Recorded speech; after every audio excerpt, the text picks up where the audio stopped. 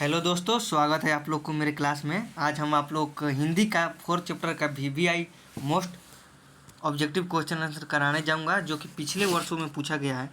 Okay दोस्तों, जिससे पहले मैं फर्स्ट और सेकेंड और थर्ड चैप्टर का VBI ऑब्जेक्टिव क्वेश्चन आंसर करा चुका हूँ। अगर आप लोग नहीं देखे होंगे तो जाकर देख लीजिएगा, क्योंकि रैपिड फायर रिवीजन के द्वारा बहुत ही कम समयों में पूरा चैप्टर का रिवीजन करवाया जाता है।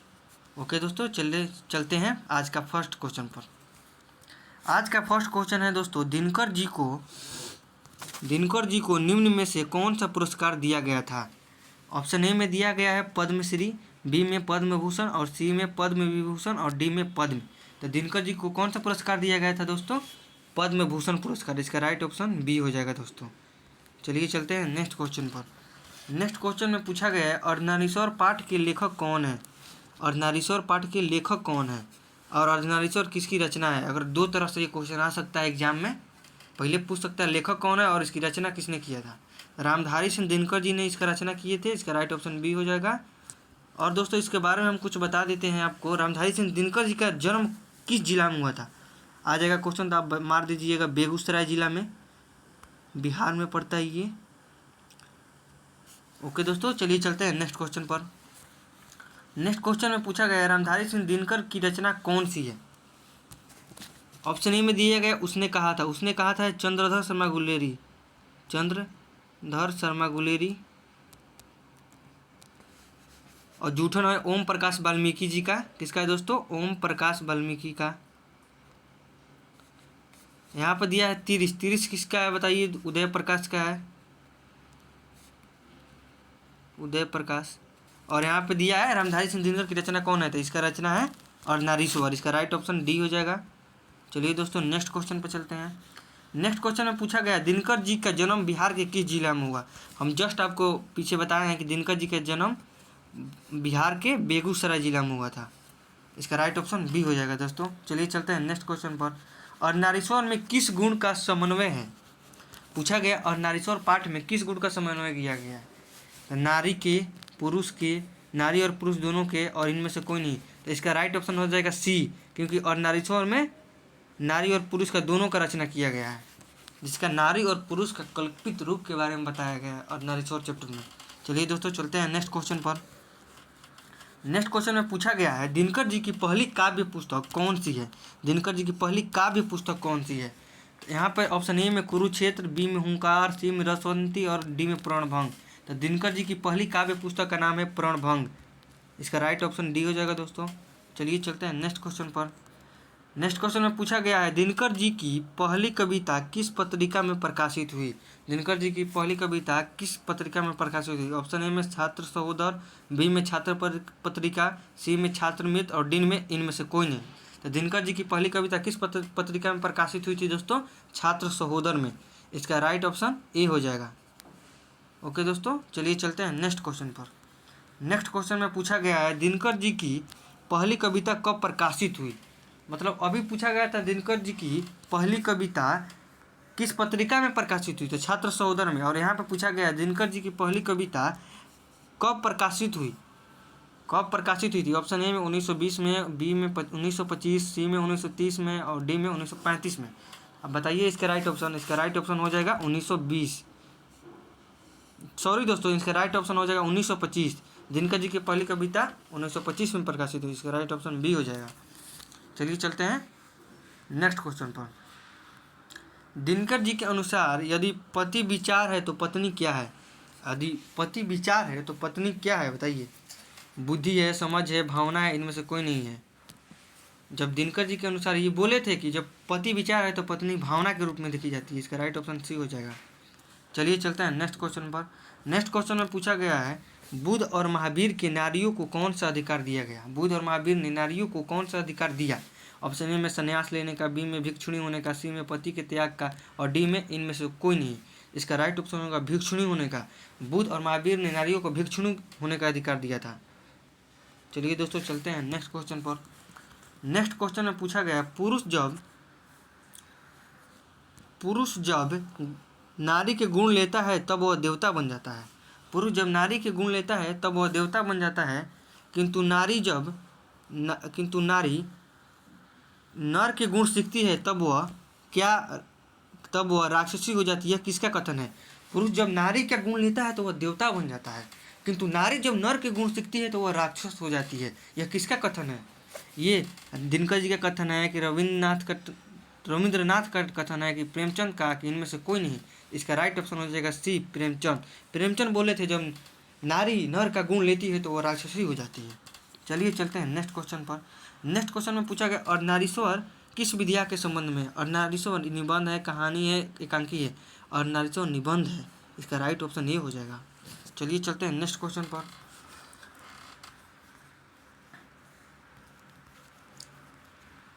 इनमें से अपने जीवन के अंतिम दिनों में नारीत्व की साधना की थी। कौन नारीत्व की साधना किया था अपने जीवन के अंतिम दिनों में? गांधी जी ने, रविन्द्रनाथ ने, दिनकर जी ने, उदय प्रकाश ने अपने जीवन के अंतिम दिनों में नारीत्व की साधना की थी गांधी जी ने। इसका राइट ऑप्शन ये हो जाएगा दोस्तों। ये अपने पोती के साथ रहते थे, जो कि एक पुस्तक भी उनकी पोती लिखी थी, बापू मेरी माँ। बहुत ही प्रसिद्ध ये पुस्तक है दोस्तों, पढ़िएगा जरूर। और नारीश्वर शंकर और पार्वती का किस प्रकार का रूप है? यथार्थ, कल्पित, आदर्श, वास्तविक? इसका राइट ऑप्शन हो जाएगा दोस्तों कल्पित है। नर और नारी का कल्पित रूप है नारीश्वर। इसका राइट ऑप्शन बी हो जाएगा कल्पित। चलिए चलते हैं नेक्स्ट क्वेश्चन पर। नेक्स्ट क्वेश्चन में पूछा गया है प्रेमचंद के अनुसार नारी जब पुरुष के गुण सीखती है तब वह क्या हो जाती है? प्रेमचंद के अनुसार जब नारी पुरुष के गुण सीखती है तो वह क्या हो जाती है? आकर्षक हो जाती है, साहसी हो जाती है, कोमल हो जाती है, राक्षसी हो जाती है?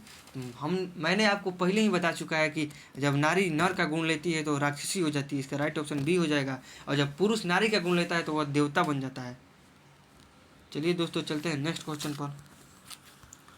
नेक्स्ट क्वेश्चन में पूछा गया निम्नलिखित में से कौन सी रचना दिनकर जी की नहीं है? यहाँ पर नहीं पे ध्यान दीजिएगा। इसमें से पूछ रहे कौन है, ये नहीं पूछ रहे, इसमें पूछ रहे कौन नहीं है। ऑप्शन ए में उर्वशी, बी में रसिमरथी और सी में जूठन। और देखिए दोस्तों, उर्वशी भी रामधारी सिंह दिनकर जी का है और रसिमरथी भी है और जूठन नहीं है। जूठन ओम प्रकाश वाल्मीकि जी का है। ओम प्रकाश वाल्मीकि जी का है दोस्तों। इसका राइट ऑप्शन सी हो जाएगा, जूठन नहीं है। कुरुक्षेत्र भी है रामधारी सिंह दिनकर जी का। चलिए चलते हैं नेक्स्ट क्वेश्चन पर। नेक्स्ट क्वेश्चन में पूछा गया निम्नलिखित में से कौन सी रचना दिनकर जी की है? सदियों का संताप, परशुराम की प्रतीक्षा, दरियाई घोड़ा और रसातल यात्रा। निम्नलिखित में से कौन सी रचना दिनकर जी की है? परशुराम की प्रतीक्षा। ये दिनकर जी का, इसका राइट ऑप्शन बी हो जाएगा दोस्तों। चलिए चलते हैं नेक्स्ट क्वेश्चन पर। नेक्स्ट क्वेश्चन में पूछा गया है दिनकर को किस कृति पर भारतीय ज्ञानपीठ पुरस्कार अथवा ज्ञानपीठ पुरस्कार से सम्मानित रचना है? इसमें पूछा गया है दिनकर को किस कृति पर भारतीय ज्ञानपीठ पुरस्कार प्राप्त हुआ और अथवा ज्ञानपीठ पुरस्कार से सम्मानित रचना कौन सी है इनका? तो उर्वशी है ना, जो इनको उर्वशी के पास जब ये लिखे थे इस पर भारतीय ज्ञानपीठ पुरस्कार मिला था इनको, रामधारी सिंह दिनकर जी को। ओके दोस्तों, चलिए चलते हैं नेक्स्ट क्वेश्चन पर। युद्ध और शांति की समस्या पर लिखी गई कृति को क्या बोला जाता है? नील कुसुम, कुरुक्षेत्र, द्वंद्व गीत, रसिमरथी। युद्ध और शांति की समस्या पर लिखी गई काव्य कृति को कुरुक्षेत्र बोला जाता है। इसका राइट ऑप्शन बी हो जाएगा दोस्तों। ये बहुत ही प्रसिद्ध रचना है। और नारीश्वर कल्पित रूप है। और नारीश्वर किसका कल्पित रूप है दोस्तों? शिव और पार्वती का, राम और सीता का, राधा और कृष्ण का, विष्णु और लक्ष्मी का। और नारीश्वर शिव और पार्वती का कल्पित रूप है। इसका राइट ऑप्शन बी ए हो जाएगा। और नारीश्वर किसका कल्पित रूप है? शिव और पार्वती का। गांधारी थी, गांधारी कौन थी दोस्तों? यहाँ पे बताइए। दुर्योधन की माँ, कृष्ण की माँ, अर्जुन की माँ, बलराम की माँ। गांधारी कौन थी दोस्तों बताइए, कमेंट में बताइए। गांधारी दुर्योधन की माँ थी दोस्तों। कौन थी? दुर्योधन की माँ। इसका राइट ऑप्शन ए हो जाएगा दोस्तों। चलिए चलते हैं नेक्स्ट क्वेश्चन पर। नेक्स्ट क्वेश्चन में पूछा गया प्रेमचंद थे, प्रेमचंद क्या थे? गीतकार थे, कथाकार थे, फिल्मकार थे, संगीतकार थे। प्रेमचंद एक प्रकार के कथाकार थे दोस्तों। इसका राइट ऑप्शन बी हो जाएगा। चलिए चलते हैं नेक्स्ट क्वेश्चन पर। नेक्स्ट क्वेश्चन में पूछा गया है दिनकर का जन्म कब हुआ था? दिनकर का जन्म कब हुआ था? 23 सितंबर 1908 को, कि 22 दिसंबर 1912 को, कि 28 सितंबर 1911, 25 सितंबर 1913। दिनकर जी का जन्म 23 सितंबर 1908 ईस्वी को हुआ था। 23 सितंबर 8 को जन्म इनका हुआ था और इनका निधन 24 अप्रैल 1974 को हुआ था दोस्तों। 24 अप्रैल 1974 को बिहार के बेगूसराय जिला में हुआ था। इसको आप जरूर याद कर लीजिएगा। दिनकर किस युग के कवि हैं? बताइए दोस्तों, दिनकर किस युग के कवि हैं? भारतेंद्र युग, छायावादी युग, छायावादोत्तर युग, नव्य काव्य आंदोलन युग। दिनकर किस युग के कवि हैं? यह वेरी इंपॉर्टेंट क्वेश्चन है दोस्तों। ये हर एक साल क्वेश्चन पूछ देता है, इसको याद जरूर करिएगा। छायावादोत्तर युग के ये कवि हैं। ऑप्शन नंबर सी इसका राइट हो जाएगा। चलिए चलते हैं नेक्स्ट क्वेश्चन पर। संस्कृति के 4 अध्याय किसकी कृति है? संस्कृति के 4 अध्याय किसकी कृति है? गुलाब दास, हजारी प्रसाद द्विवेदी, आचार्य सीताराम चतुर्वेदी, रामधारी सिंह दिनकर। संस्कृति के 4 अध्याय रामधारी सिंह दिनकर जी का कृति है। इसका राइट ऑप्शन डी हो जाएगा। चलिए चलते हैं नेक्स्ट क्वेश्चन पर।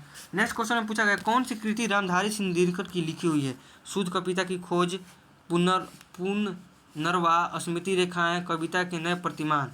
इसका राइट ऑप्शन हो जाएगा दोस्तों शुद्ध कविता की खोज, पुनर्वा, स्मृति रेखाएं, कविता के नए प्रतिमान। इसका राइट ऑप्शन शुद्ध कविता की खोज हो जाएगा। ये रामधारी सिंह दिनकर जी द्वारा लिखा गया है। चलिए यहाँ पर हम कुछ रामधारी सिंह दिनकर जी के बारे में आपको और बता देते हैं। यहाँ पे आपको बता देते हैं रामधारी सिंह दिनकर जी एक प्रसिद्ध निबंधकार थे। इनको भारत का राष्ट्र कवि भी बोला जाता है। रामधारी सिंह दिनकर को भारत का राष्ट्र कवि भी बोला जाता है दोस्तों। ये मोस्ट इम्पोर्टेंट क्वेश्चन है दोस्तों। ये निबंधकार थे और इनको राष्ट्र कवि भी बोला जाता है। इनका पिताजी का नाम बाबू रवि सिंह था। बाबू रवि सिंह, पिताजी का नाम बाबू रवि सिंह था और इनका माताजी का नाम मनरूप देवी था। मनरूप देवी। पिताजी का नाम बाबू रवि सिंह, इसको नोट कर लीजिएगा दोस्तों, और इनके माता का नाम मनरूप देवी। ओके दोस्तों, आप लोग को अगर ये सेशन अच्छा लगा हो तो प्लीज़ इसको आप लोग लाइक, कमेंट, शेयर और सब्सक्राइब कर दीजिएगा दोस्तों। आप लोग हमारे कुछ लास्ट में बताना चाह रहे हैं कि अगर आप लोग को एग्जाम से related most VVI subjective question answer भी चाहिए होगा तो आप लोग कमेंट में ज़रूर बताइएगा। हम आपको सभी सब्जेक्ट का most VVI subjective question answer लेकर आऊँगा जो कि एग्जाम में पूछा गया है बार बार। ओके दोस्तों, आप लोग ज़रूर कमेंट कीजिएगा। चलिए मिलते हैं नेक्स्ट क्लास पर। Thank you so much. धन्यवाद।